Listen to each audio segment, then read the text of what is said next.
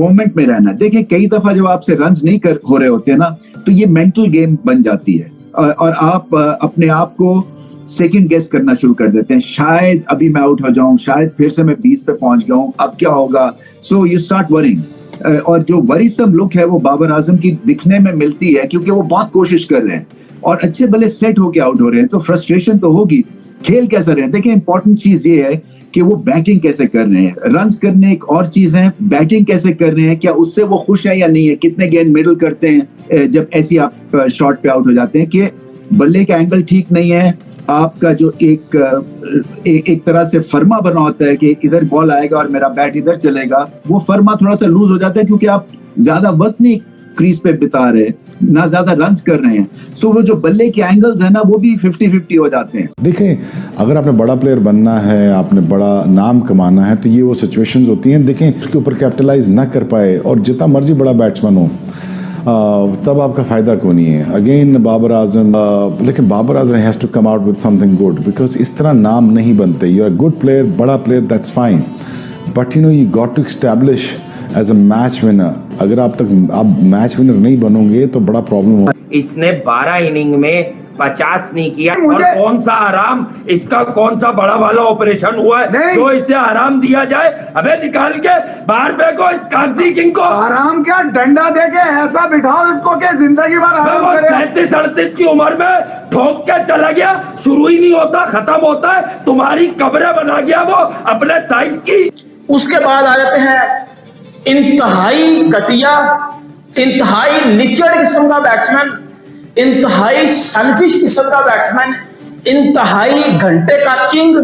किधर गया वो बाबर आजम? इसको कोई समझाए भाई, तुम कौन हो, तुम्हारा पोटेंशियल क्या है, तुम्हारी बला क्या है। इस सब चीजों को छोड़ के बस ये लगे वो तुम्हारी बुराई कर रहा है, वो ये कर रहा है, वो। अबे भाई मैं 2.5 साल से सिमिलर बातें कर रहा हूँ बाबर आजम की। भाई मान लो कि बाबर का माइंडसेट का इशू है, इतना प्रेशर बना दिया तुम लोगों ने उसके ऊपर।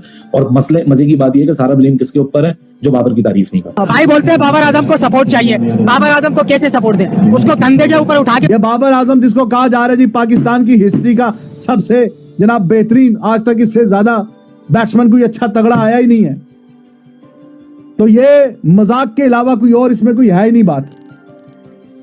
कितने बड़े बड़े बैट्समैन आगे खेल के चले गए, ये तो आसपास भी नहीं है इम्पैक्ट के तौर पे। हाँ, नंबर्स में आप बता देंगे कि नंबर्स इतने मैच खेले, इतना ये, क्या जी इसके कम मैचों में इतने 100 हैं, लेकिन वो वाली डिबेट में आप मुझे ना लेके जाएं। वो वाली डिबेट में मैं आ गया तो मैं पूरा इसका कट्टा छट्टा खोल के बता दूंगा किस टीम के खिलाफ कितने रन है। जहां पे इम्पैक्ट होता है, जहां पे रन करने होते हैं, वहां तो ठुस हो जाते हैं, वहां तो पैंटे गीली हो जाती हैं। इम्पैक्ट किस चीज का है? जो इम्पैक्ट सईद अनवर का है, वो कभी इसका आपने महसूस किया?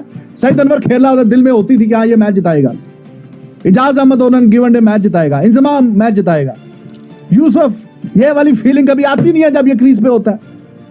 अक्रॉस द फॉर्मेट नहीं आती, अक्रॉस द फॉर्मेट ये वाली फीलिंग नहीं आती कभी।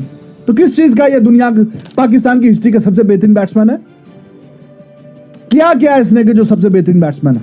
जी, तो आज डे 1 पर बहुत ही भद्दी किस्म की परफॉर्मेंस दी गई बाबर आजम की जानिब से। देखिए बाबर आजम जब बैटिंग पर आया तब गेम काफ़ी संभला था, बट जब बाबर आजम ने अपनी विकेट गंवाई तब गेम में काफ़ी हलचल मच गई। दोस्तों नो डाउट जब बाबर आजम बैटिंग कर रहे थे शुरू पे काफ़ी कंफर्टेबल दिखाई दिया, बट हमने ये चीज़ नोटिस की है कि बाबर आजम जिस तरह से पहले खेलते थे, जिस तरह पहले परफॉर्मेंस देते थे, उस तरह से परफॉर्मेंस नहीं दे पा रहे। तो अब देखना ये होगा कि नेक्स्ट मैच में क्या ये नेक्स्ट इनिंग्स में परफॉर्मेंस दे पाएंगे या नहीं दे पाएंगे। इमामुल हक, शान मसूद, इन सब ने बहुत उम्दा परफॉर्मेंस दी। हाल तो बाबर आजम की जानिब से बहुत ही घटिया किस्म की परफॉर्मेंस दी गई, जिसके चलते एक पॉइंट पर पाकिस्तान को लैग करते हुए देखा गया। हाल तो पाकिस्तान ने वहाँ सर्वाइव किया।